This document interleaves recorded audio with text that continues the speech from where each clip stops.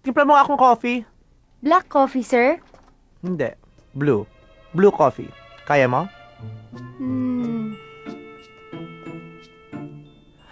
Asan yung mga papeles ko dito? Lina? Good morning, sir! Pasok mo nga dito yung mga papeles ko. Sir, saan ko pa ipapasok dito sa loob? Hindi. Sa labas. Ipasok nga, di ba? Pwede ba ipasok sa labas? Sige nga, subukan mong ipasok ngayon sa labas. Sir, nandito na po ang mga file sa labas, sir. Nagtatanong lang naman po ako eh. Ito ang opisina ko. Inggit ka, no? At ako ang may-ari nito. Kaya lalo kang mainggit. At ikwento mo sa tatay mo para malaman niya kung gaano ko kayaman para habang namamatay kayo sa gutom, namamatay rin kayo sa inggit sa akin. Una sa lahat, Okay na ito, ha? hindi ako inggitera. Kasi, maganda ako. Mahirap man kami, maganda ako. Wala man kaming pera, maganda ako. Eh, ikaw, maganda ka ba? Po, Oo, hindi ako maganda. At mapanakit. aray, aray! Kaya huwag kang aalis dyan at di ka kakain. Kahit hindi man ako kumain, maganda ako. Kahit na uuhaw man ako, maganda ako. Po, Che! Di ka na nga.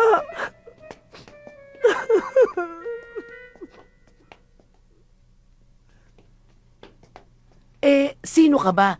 Buti na pagsasalitaan mo lang ganun si sir. kasi nga po, maganda ako. Po,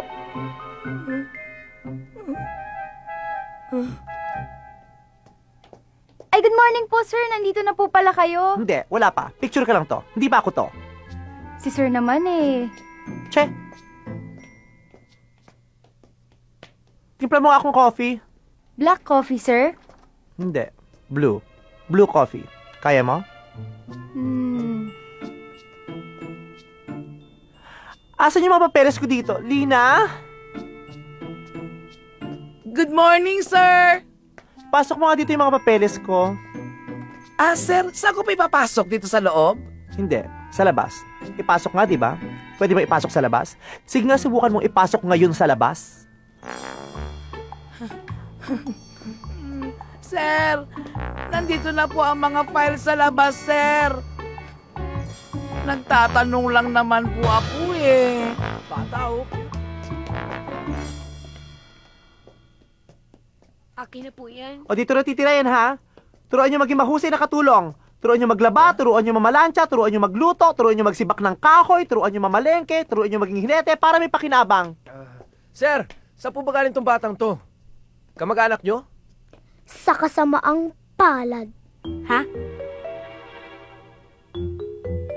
Kapatid sa ama? Ha? Kapatid ka ni Peter?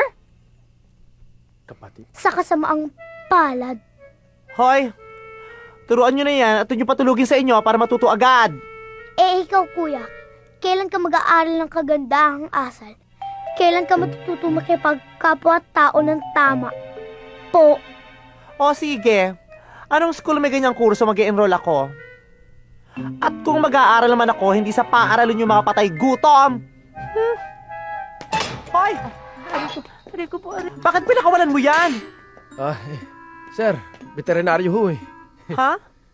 Kala ko siya yung nahuling tiktik sa hasyenda. Ako pong veterinaryo ng kabayo. Talaga?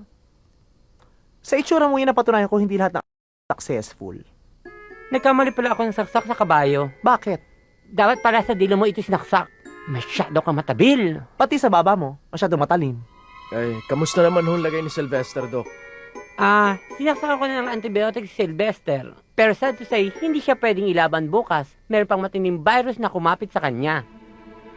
Ay, aba, hindi pwede, no? Alaki na rito, kailangan makatakbo bukas yan. Gawan nyo ng paraan. Mahina ng kabayo. Gusto niyo bang madedo yan?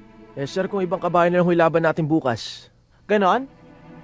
O sige, mag-pick kayong dalawa. Kung sinong mananalo, siyang tatakbo. Kung wala, si Sylvester pa rin tatakbo. Ba't di na siya kaya lumaban bukas? Siya naman itong mukhang kabayo.